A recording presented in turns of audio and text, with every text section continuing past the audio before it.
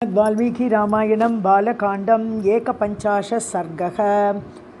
तस्य तद्वचनं श्रुत्वा विश्वामित्रस्य धीमतः हृष्टरोमा महातेजाः शतानन्दः महातपाः गौतमस्य सुतः ज्येष्ठः तपसा द्योतितप्रभः रामसन्दर्शनात्येव परं विस्मयम् आगतः।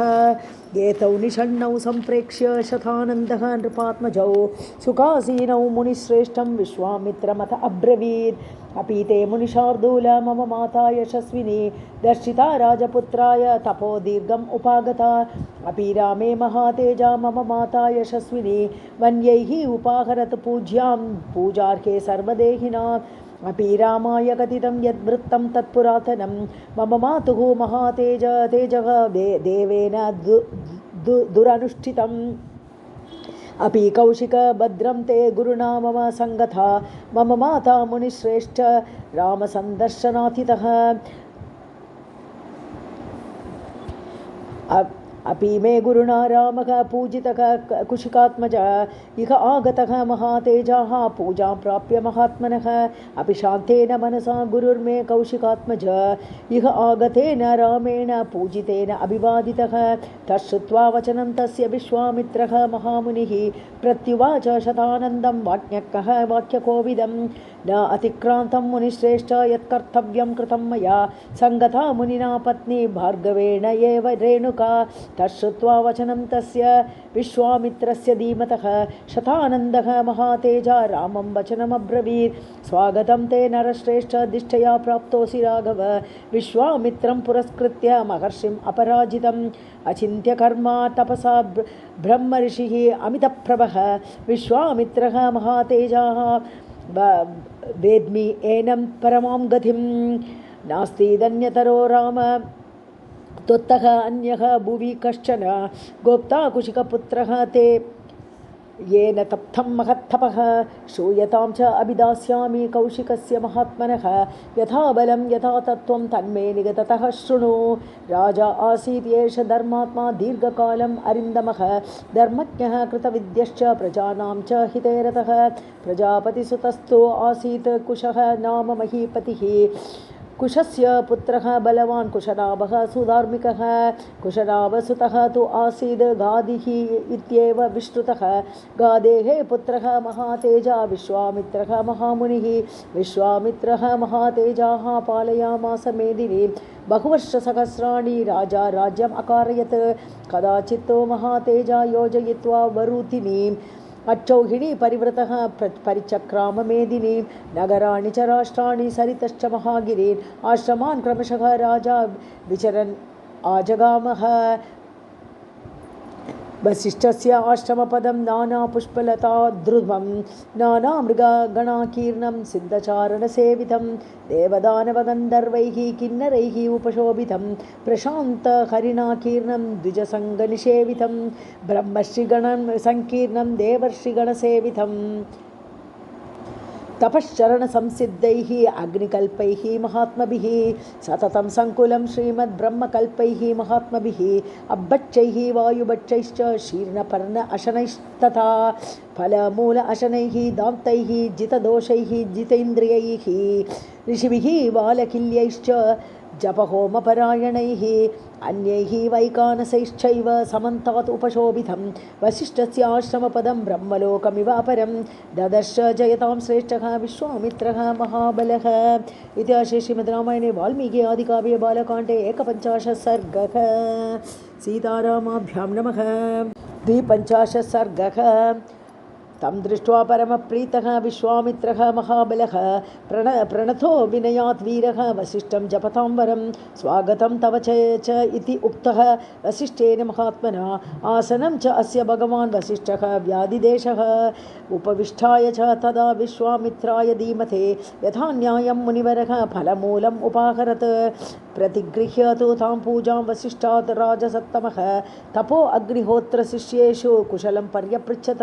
विश्वामित्रः महातेजा सपत्पतिगणे तदा सर्वत्र कुशलं प्राह वसिष्ठः राजसत्तमं सुकोपविष्टं राजानं विश्वामित्रं महातपाः पप्रच्छ जपतां श्रेष्ठः वसिष्ठः ब्रह्मणः सुतः कच्चित्ते कुशलं राजन् कच्चित् धर्मेण रञ्जयन् प्रजाः पालयसे राजन् राजवृत्तेन धार्मिक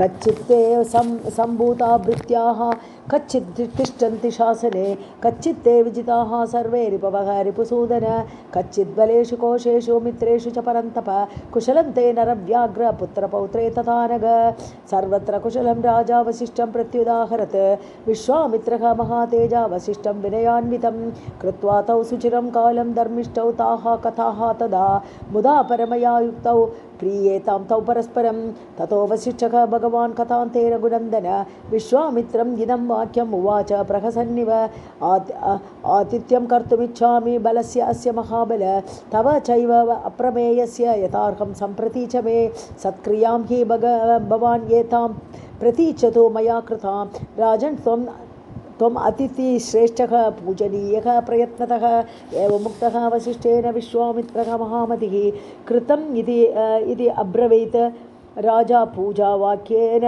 मे त्वया फलमूलेन भगवान् विद्यते यत्तव आश्रमे पाद्येन आचमनीयेन भगवद्दर्शनेन च सर्वथा च महाप्राज्ञ पूजार्हेण सुपूजितः नमस्ते अस्तु गमिष्यामि मैत्रेण इच्छस्व चक्षुषा एवं ब्रुवन्तं राजानं वसिष्ठं पुनरेव हि निमन्त्रयत धर्मात्मा पुनः उदारदीः भाडमित्येव गादेयः वसिष्ठं प्रत्युवाचः यथा प्रियं भगवतः तथास्तु मुनिपुङ्गव एवमुक्तः तथा तेन वसिष्ठः जपताम्बरः आजुहाव ततः प्रीतः कल्माषी दूतकल्मषां ये हि शबले क्षिप्रं शृणु चापि वचो मम स बलस्य अस्य राजर्षेः कर्तुं व्यवसितो अस्मि अहं भोजनेन महार्घेण सत्कारं संविधत्स्व मे यस्य यथा कामं षड्रसेषु अभिपूजितं तत्सर्वं कामदुग्दिव्ये अभिवर्षकृते मम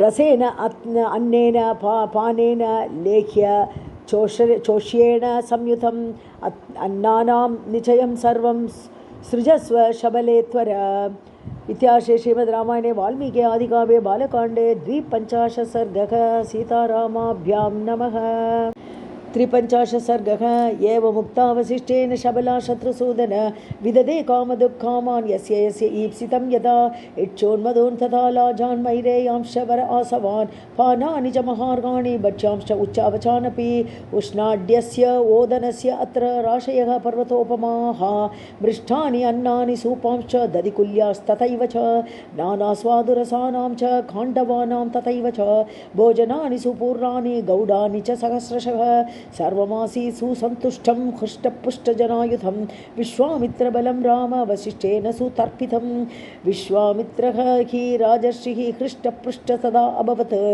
स अन्तःपुरवरो राजा स ब्राह्मणपुरोहितः स अमात्यः मन्त्रिसहितः स भृत्यः पूजितस्तदा युक्तः परमहर्षेण वसिष्ठम् इदमब्रवीत् पूजितो अहं त्वया ब्रह्मन् पूजार्हेण सुसत्कृतः श्रूयतामि विदास्यामि वाक्यं वाक्यविशारद गवां शतसहस्रेण दीयतां शबलां मम रत्नं हि भगवन् एतत् रत्नहारी च पार्थिवः तस्मात् मे शबलां देहि मम एषा धर्मतः द्विज एवमुक्तस्तु भगवान् वसिष्ठः मुनिपुङ्गवः विश्वामित्रेण धर्मात्मा प्रत्युवाच महीपतिं न अहं शतसहस्रेण न अपि कोटिशतैः गवां राजन् दास्यामि शबलां राशिभिः रजतस्य वा न परित्यागम् अर्हेयं मत्सकाशात् अरिन्दम शाश्वती शबला मह्यं कीर्तिः आत्मवतो यथा अस्यां हव्यं च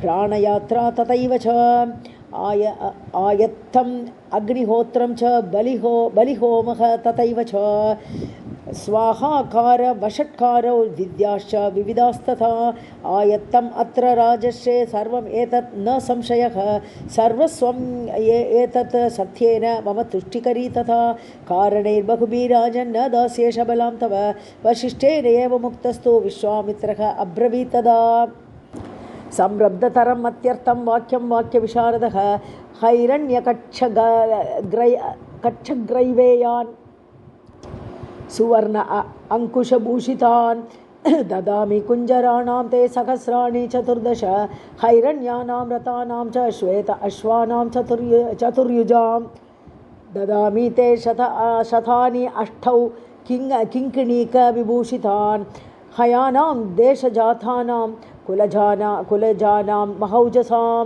सहस्रमेकं 10 च ददामि तव सुव्रत नानावर्णविभक्तानां वयस्थानां तथैव च ददामि एकां गवां कोटिं शबला दीयतां मम यावदिच्छसि रत्नानि हिरण्यं वा द्विजोत्तम तावद् ददामि ते सर्वं दीयतां शबलां मम एवमुक्तस्तु भगवान् विश्वामित्रेण धीमता न दास्यामि इति शबलां प्राह राजन् कथञ्चन एतदेव हि मे रत्नम् एतदेव हि मे धनम् एतदेव हि सर्वस्वम् एतदेव हि जीवितं दर्शश्च पौर्णमासश्च यज्ञाश्चैव आप्तदक्षिणाः एतदेव हि मे राजन् विविधाश्च क्रियाः तथा अथो मूलाः क्रियाः सर्वा मम राजन् न संशयः बहुना किं प्रलापेन न दास्ये कामदोहिनीम् इति श्रीमद् रामायणे वाल्मीकि आदिकाव्ये बालकाण्डे 53 सर्गः सीतारामाभ्यां नमः।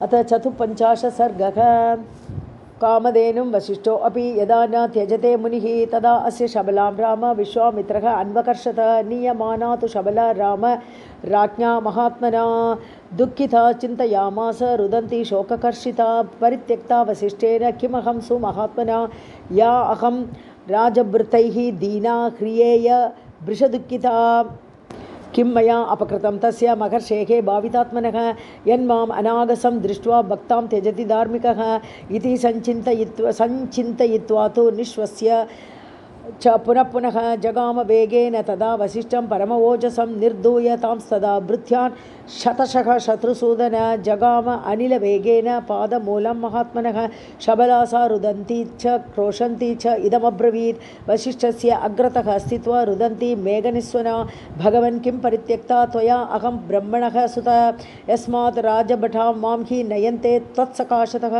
एवमुक्तस्तु ब्रह्मर्षिः इदं वचनमब्रवीत् शोकसन्तप्तहृदयां स्वसारम् इव दुःखितां न त्वां त्यजामि शबले न अपि मे अपकृतं त्वया एष ये त्वां नयते राजा बलान् मत्तः महाबलः न हि तुल्यं बलं मह्यं राजा तु अद्य विशेषतः बली राजा क्षत्रियश्च पृथिव्याः पतिरेव च इयम् अक्षौहिणी पूर्णा गजवाजी रथाकुला हस्तिध्वजसमाकीर्णा तेन असौ बलवत्तरः एवमुक्ता वसिष्ठेन प्रत्युवाच विनीतवत् वचनज्ञासा ब्रह्मर्षिम् अतुलप्रभं न बलं क्षत्रियस्य आहुः ब्राह्मणा बलवत्तराः ब्रह्मन् ब्रह्मबलं दिव्यं क्षात्राच्च बलवत्तरम् अप्रमेयं बलं तुभ्यं न त्वया बलवत्तरः विश्वामित्रः महावीर्यः तेजः तव दुरासदं नियुङ्क्ष्व मां महातेजः त्वं ब्रह्मबल संभृतां तस्य दर्पं बलं यत्नं नाशयामि दुरात्मनः इत्युक्तस्तु तया राम वसिष्ठस्तु महायशाः सृजस्व इति तदा उवाच बलं परबलार्दनं तस्य तद्वचनं श्रुत्वा सुरभिः सा असृजत् तदा तस्य हुम्बारव उत्सृष्टाः प्लह्लवाः शतशो नृप नाशयन्ति बलं सर्वं विश्वामित्रस्य पश्यतः स राजा परमक्रुद्धः क्रोधविस्फारित ईक्षणः पह्लवान् नाशयामास शस्त्रैः उच्च अवचैरपि विश्वामित्र अर्दितान् दृष्ट्वा पह्लवान् शतशः तदा भूय एव असृजत् घोरान् शकान् यवनमिश्रितान् तैः आसीत् संवृत्ता भूमिः शकैः यवनमिश्रितैः प्रभावद्भिः महावीर्यैः हेमकिञ्जल्कसन्निभैः तीक्ष्ण असीपट्टिशधरैः हेमवर्ण अम्बरावृतैः निर्दग्धं तद्बलं सर्वं प्रदीप्तैः इव पावकैः ततो अस्त्राणि महातेजा विश्वामित्रः मुमोचः तैः ते यवनकाम्बोजाः बर्बराश्च आकुलीकृताः इत्याशे श्रीमद्रामायणे वाल्मीकि आदिकाव्ये बालकाण्डे 54 सर्गः। सीतारामाभ्यां नमः। 55 सर्गः। ततस्तानाकुलान् दृष्ट्वा विश्वामित्र अस्त्रमोहितान् वसिष्ठश्चोदयामास कामदुक्सृज योगतः। तस्याहुङ्कारतः जाताः काम्बोजारविसन्निभाः ऊदसश्च अथ सम्भूता बर्बराः शस्त्रपाणयः। योनिदेशाच्च यवनाः शक्रदेशात् शकाः स्मृताः रोमकूपेषु म्लेच्छाश्च हारिताः स किरातकाः। तैः तन्निषूदितं सर्वं विश्वामित्रस्य तत्क्षणात् स पदाति गजं स अश्वं स रथं रघुनन्दन। दृष्ट्वा निषूदितं सैन्यं वसिष्ठेन महात्मना विश्वामित्रसुतानां तु शतं नानाविध आयुधम् अभ्यधावन् सुसंक्रुद्धं वसिष्ठं जपताम्बरं हुङ्कारेण एव तान् सर्वान् निर्ददाह महान् ऋषिः। ते स अश्वरथ पादाताः वसिष्ठेन महात्मना भस्मीकृताः मुहूर्तेन विश्वामित्रसुताः तथा। दृष्ट्वा विनाशितान् सर्वान् बलं च सुमहायशाः सव्रीडं चिन्तयाविष्टः विश्वामित्रः अभवत् तदा। समुद्र इव निर्वेगः भग्नदंष्ट्र इव उरगः उपरक्त इव आदित्यः सद्यः निष्प्रभतां गतः। हतपुत्रबलः दीनः लूनपक्ष इव द्विजः हत सर्वबल उत्साहः निर्वेदं सम् अपद्यत। स पुत्रमेकं राज्याय पालय इति नियुज्य च पृथिवीं छत्रधर्मेण वनमेव अभ्यपद्यत। स गत्वा हिमपत्पार्श्वे किन्नर उरगसेवितं महादेव प्रसादार्थं तपस्तेपे महातपाः। केनचित्तु अथ कालेन देवेशः वृषभध्वजः दर्शयामास भरतः विश्वामित्रं महामुनिं। किमर्थं तप्यसे राजन् ब्रूहि यत्ते विवक्षितं वरदोऽस्मि वरः यस्ते काङ्क्षितः सः अभिधीयताम्। एवमुक्तस्तु देवेन विश्वामित्रः महातपाः प्रणिपत्य महादेवं विश्वामित्रः अब्रवीतिदं। यदि तुष्टः महादेव धनुर्वेदः मम अनग स अङ्ग उपाङ्ग उपनिषदः स रहस्यः प्रदीयताम्। यानि देवेषु च अस्त्राणि दानवेषु महर्षिषु गन्धर्वयक्षरक्षसु प्रतिभान्तो मम अनग तव प्रसादात् भवतु देवदेव मम ईप्सितम्। एवमस्तु इति देवेश वाक्यमुक्त्वा गतस्तदा। प्राप्य च अस्त्राणि देवेशात् विश्वामित्रः महाबलः दर्पेण महता युक्तः दर्पपूर्णो अभवत् तदा।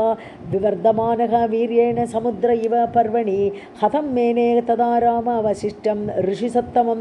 ततो गत्वा आश्रमपदं मुमोच अस्त्राणि पार्थिवः यैः तत्तपोवनं नाम निर्दग्धं च अस्त्रतेजसा। उदीर्यमाणम् अस्त्रं तद् विश्वामित्रस्य धीमतः दृष्ट्वा विप्रद्रुता भीताः मुनयः शतशः दिशः। वसिष्ठस्य च ये शिष्या ये च वै मृगपक्षिणः विद्रवन्ति भयात् भीताः नानादिभ्यः सहस्रशः। वसिष्ठस्य आश्रमपदं शून्यमासीत् महात्मनः मुहूर्तम् इव निश्शब्दम् आसीत् ईरणसन्निभं। वदतः वै प्रवसिष्ठस्य मा बैः इति मुहुर्मुहुः नाशयामि अद्य गादेयं निहारम् इव भास्करः। एवमुक्त्वा महातेजा वसिष्ठः जपताम्बरः विश्वामित्रं तदा वाक्यं स रोषम् इदमब्रवीत्। आश्रमं चिरसमृद्धं यद् विनाशितवान् असि दुराचारः हि यन्मूढः तस्मात् त्वं न भविष्यसि इत्युक्त्वा परमक्रुद्धः दण्डमुद्यम्य सत्वरः विधूम इव कालाग्निः यमदण्डम् इव अपरम्। इति श्रीमद्रामायणे वाल्मीकि आदिकाव्ये बालकाण्डे 55 सर्गः। सीतारामाभ्यां नमः। 56 सर्गः। एवमुक्तो वसिष्ठेन विश्वामित्रः महाबलः आग्नेयमस्त्रमुद्दिश्य तिष्ठ तिष्ठ इति च अब्रवीत्। ब्रह्मदण्डं समुद्यम्य कालदण्डमिव अपरं। वसिष्ठः भगवान् क्रोधात् इदं वचनमब्रवीत्। क्षत्रबन्धो स्थितः अस्मि एष यद्बलं तद् विदर्शय नाशयामि अद्य ते दर्पं शस्त्रस्य तव गादिज। क्व च ते क्षत्रियबलं क्व च ब्रह्मबलं महत् पश्य ब्रह्मबलं दिव्यं मम क्षत्रियपांसन।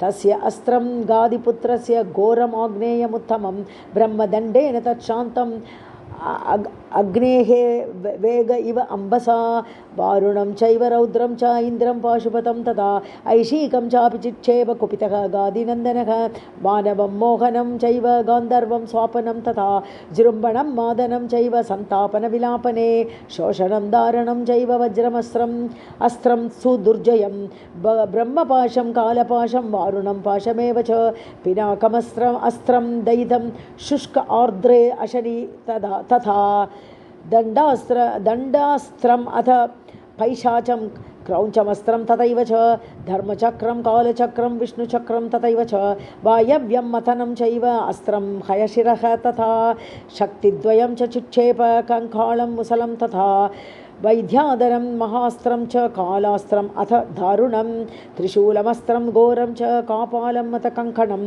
एतानि अस्त्राणि चिक्षेप सर्वाणि रघुनन्दन वसिष्ठे जपतां श्रेष्ठे तद् अद्भुतम् इव अभवत् तानि सर्वाणि दण्डेन ग्रसते ब्रह्मणः सुतः तेषु शान्तेषु ब्रह्मास्त्रं क्षिप्तवान् गादिनन्दनः तदस्त्रम् उद्यतं दृष्ट्वा देवाः स अग्निपुरोगमाः देवर्षयश्च सम्भ्रान्ताः गन्धर्वाः स महोरगाः त्रैलोक्यमासीत् सन्त्रस्तं ब्रह्मास्त्रे समुदीरिते तदपि अस्त्रं महाघोरं ब्राह्मेण तेजसा वसिष्ठः ग्रसते सर्वं ब्रह्मदण्डेन राघव ब्रह्मास्त्रं ग्रसमानस्य वसिष्ठस्य महात्मनः त्रैलोक्यमोहनं रौद्रं रूपमासीत् सुदारुणं रोमकूपेषु सर्वेषु वसिष्ठस्य महात्मनः मरीच्य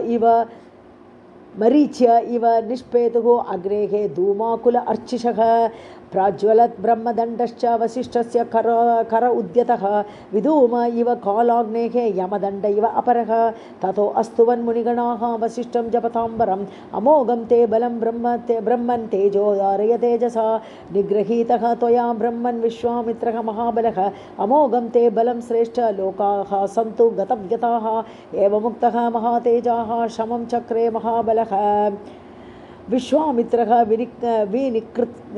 विनिकृतः विनिश्वस्य इदमब्रवीत् दिग्बलं क्षत्रियबलं ब्रह्मतेजो बलम् एकेन ब्रह्मदण्डेन सर्वास्त्राणि हतानि मे तदेतत् प्रसमीक्ष्य अहं प्रसन्न इन्द्रियमानसः तपोमहत् समास्थास्ये यद्वै ब्रह्मत्वकारणम् इति श्रीमद्रामायणे वाल्मीकि आदिकाव्ये बालकाण्डे 56 सर्गः सीतारामाभ्यां नमः 57 सर्गः ततः सन्तप्तहृदयः स्मरन् निग्रहम् आत्मनः विनिश्वस्य कृतवैरः महात्मना स दक्षिणं दिशं गत्वा महिष्या सह राघव तथाप परमं घोरं विश्वामित्रः महातपाः फलमूलाशनः दान्तः चचार परमं तपः अथ अस्य जज्ञिरे पुत्राः सत्यधर्मपरायणाः हविष्पन्दः मधुष्पन्दः दृढनेत्रः महारथः पूर्णे वर्षसहस्रे तु ब्रह्मालोकपितामहः अब्रवीत्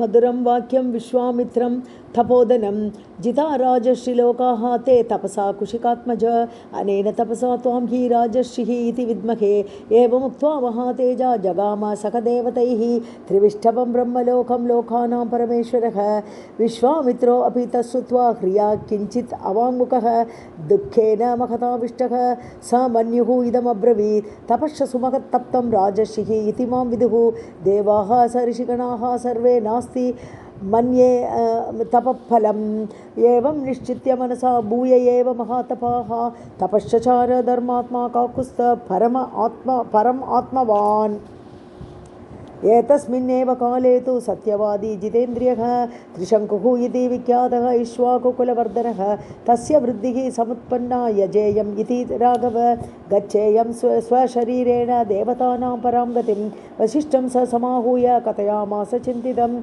अशक्यम् इति चापि उक्तः वसिष्ठेन महात्मना प्रत्याख्यातः वसिष्ठेन स ययौ दक्षिणां दिशं ततः तत्कर्म सिद्ध्यर्थं पुत्रां तस्य गतः नृपः वासिष्ठाः दीर्घतपसः तपो यत्र हि तेपिरे त्रिशङ्कुः तु महातेजाः 100 परमभास्वरं वसिष्ठपुत्रान् ददृशे तप्यमानान् मनस्विनः सः अभिगम्य महात्मानः सर्वानेव गुरोः सुतान् अभिवाद्य आनुपूर्वेण क्रिया किञ्चित् अवाङ्मुखः अब्रवीत् स महात्मानः सर्वानेव कृताञ्जलिः शरणं वः प्रपन्नो अहं शरण्यान् शरणं गतः प्रख्यातः कीः भद्रं वहमसिष्ठेन महात्मना यष्टुकामः महायज्ञं तद् अनुज्ञातुम् अर्हत गुरुपुत्रानहं सर्वान् नमस्कृत्य प्रसादये शिरसा प्रणतः याचे ब्राह्मणानां तपसि स्थितान् ते मां भवन्तः सिद्ध्यर्थं याचयन्तु समाहिताः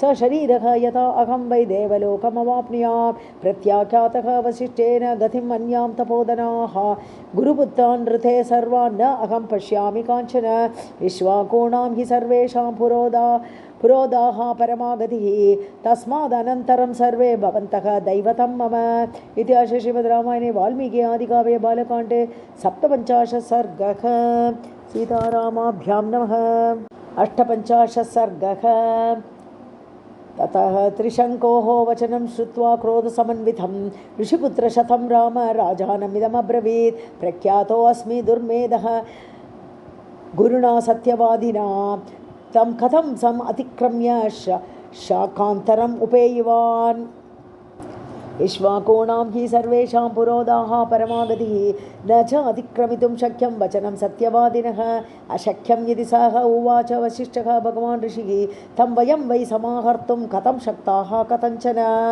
बालिशः त्वं नरश्रेष्ठ गम्यतां स्वपुरं पुनः याजने भगवान् शक्तः त्रैलोक्यस्य अपि पार्थिव अवमानं कथं कर्तुं तस्य शक्ष्यामहे वयं तेषां तद्वचनं श्रुत्वा क्रोधपर्याकुल अक्षरं स राजा पुनरेव एतान् इदं वचनमब्रवीत् प्रति आख्यातः भगवता गुरुपुत्रैः तथैव हि अन्यां गतिं गमिष्यामि स्वस्ति वो अस्तु तपोधनाः ऋषिपुत्राः तु तत्श्रुत्वा वाक्यं घोर अभिसंहितं शेपुः परमसंक्रुद्धाः चाण्डालत्वं गमिष्यसि इत्युक्त्वा ते महात्मानः विविशुः स्वं आश्रमम् अथ रात्र्यां व्यतीतायां राजा चाण्डालतां गतः नीलवस्त्रधरः नीलः पुरुषः ध्वस्तमूर्धजः चित्यमाल्याङ्गरागश्च आयस आभरणः अभवत् तं दृष्ट्वा मन्त्रिणः सर्वे त्यज्य चाण्डालरूपिणं प्राद्रवन् सहिता राम पौराये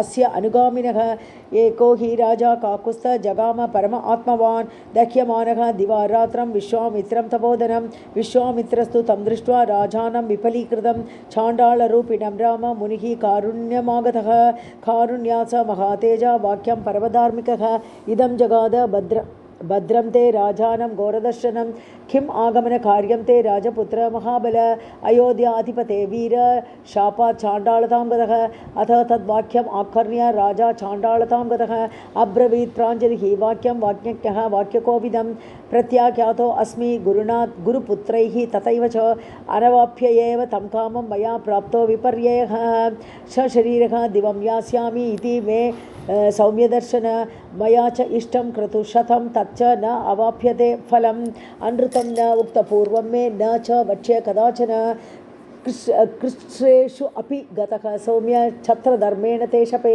यज्ञैः बहुविधैः इष्टं प्रजा धर्मेण पालिताः गुरवश्च महात्मानः शीलवृत्तेन तोषिताः धर्मे प्रयतमानस्य यज्ञं च आहर्तुम् इच्छतः परितोषं न गच्छन्ति गुरवः मुनिपुङ्गवः दैवमेव परं मन्ये पौरुषं तु निरर्थकं दैवेन आक्रम्यते सर्वं दैवं हि परमागतिः तस्य मे परमार्थस्य प्रसादम् अभिकाङ्क्षतः कर्तुमर्हसि भद्रं ते दैव उपगतकर्मणः न अन्यां गतिं गमिष्यामि न अन्यश्चरणम् अस्ति मे दैवं पुरुषकारेण निवर्तयितुम् अर्हसि इति श्रीमद्रामायणे वाल्मीकि आदिकाव्ये बालकाण्डे 58 सर्गः सीतारामाभ्यां नमः 59 सर्गः उक्तवाक्यं तु राजानं कृपया कुशिकात्मजः अब्रवीत् मधुरं वाक्यं साक्षात् चाण्डालतां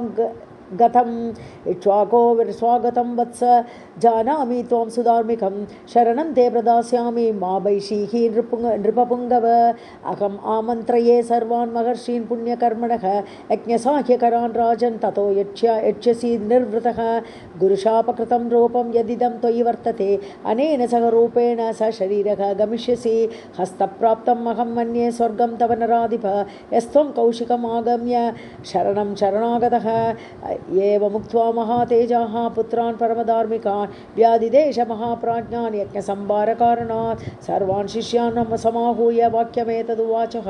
सर्वान् ऋषीन् स वसिष्ठान् आनयद्वं मम आज्ञया स शिष्यान् सुहृदश्चैव स ऋत्विजः सुबहुश्रुतान् यदन्यः वचनं ब्रूयात् मद्वाक्यबलचोदितः तत्सर्वम् अखिलेन उक्तं मम आख्येयम् अनादृतं।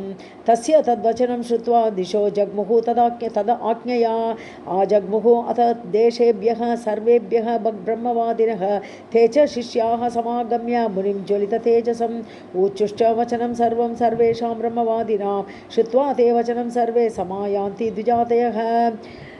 सर्वदेशेषु च आगच्छन् वर्जयित्वा महोदयं वासिष्ठं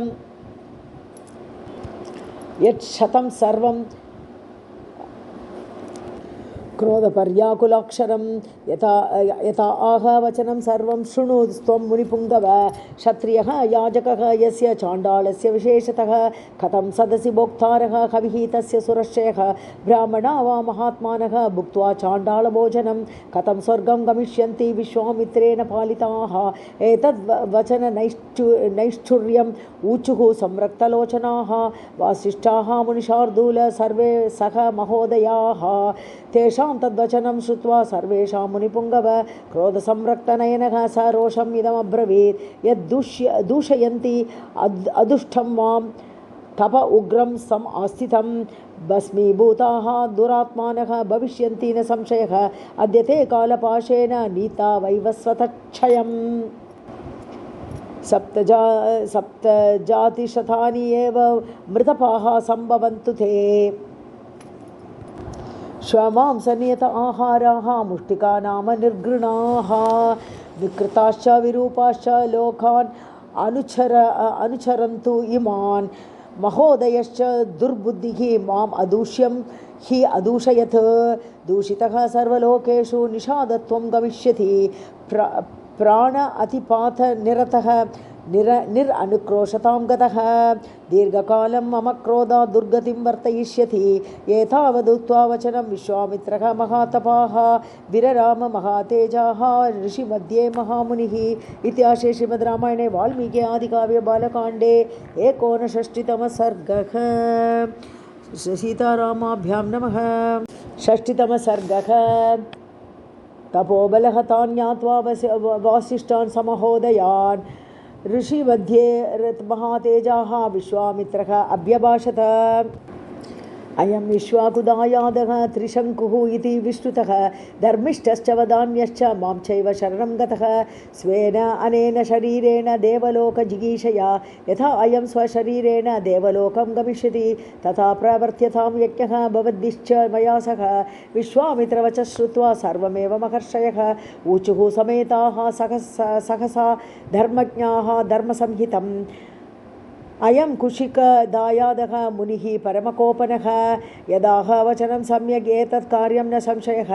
अग्निकल्पः हि भगवान् शापं दास्यति रोषतः तस्मात् प्रावर्त्यतां यज्ञः स शरीरः यथा दिवि गच्छेदिश्वाकुदायादः विश्वामित्रस्य तेजसा तथा प्रावर्त्यतां यज्ञः सर्वे समधितिष्ठत।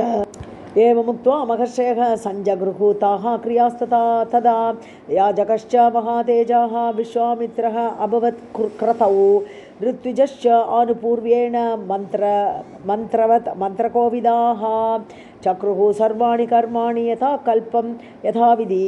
ततः कालेन महता विश्वामित्रः महातपाः चकार आवाहनं तत्र भागार्थं सर्वदेवताः न अभ्यागमन् तथा तत्र भागार्थं सर्वदेवताः। ततः कोपसमाविष्टः विश्वामित्रः महामुनिः स्रुवम् उद्यम्य सक्रोधः त्रिशङ्कुम् इदमब्रवीत् पश्य मे तपसः वीर्यं स्व अर्जितस्य नरेश्वर एष त्वां स्वशरीरेण नयामि स्वर्गम् ओजसा दुष्प्रापं स्वशरीरेण स्वर्गं गच्छ नरेश्वर स्व अर्जितं किञ्चित् अभि अस्ति मया हि तपसः फलं राजन् त्वं तेजसा तस्य सशरीरो दिवं व्रज। उक्तवाक्ये मुनौ तस्मिन् सशरीरः नरेश्वरः दिवं जगाम काकुत्स्थ मुनीनां पश्यतां तदा स्वर्गलोकं गतं दृष्ट्वा त्रिशङ्कुं पाकशासनः सः सर्वैः सुरगणैः इदं वचनमब्रवीत् त्रिशङ्को गच्छ भूयः त्वं न असि स्वर्गकृतालयः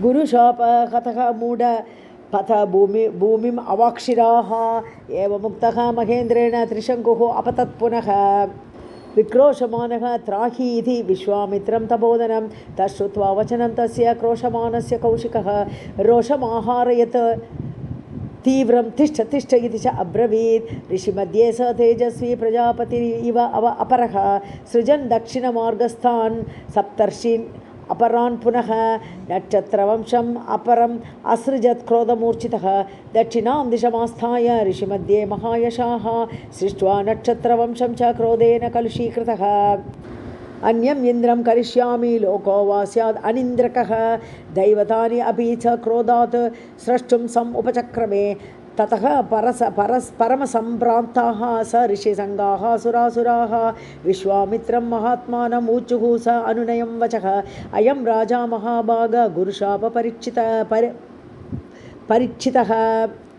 परीक्षतः स शरीरः दिवं यातुं न अर्हति एव तपोधन तेषां तद्वचनं श्रुत्वा देवानां मुनिपुङ्गवः अब्रवीत्सु महद्वाक्यं कौशिकः सर्वदेवताः स शरीरस्य भद्रं वः त्रिशङ्कोः अस्य भूपतेः आरोहणं प्रतिज्ञातं न अनृतं कर्तुमुत्सहे स्वर्गः अस्तु स शरीरस्य त्रिशङ्कोः अस्य शाश्वतः नक्षत्राणि च सर्वाणि मामकानि ध्रुवाणि अथ यावद्लोकाः दरिष्यन्ति तिष्ठन्तु एतानि सर्वशः यत्कृतानि सुराः सर्वे तद् अनुज्ञातुम् अर्हत एवमुक्ताः सुराः सर्वे प्रत्यूचुः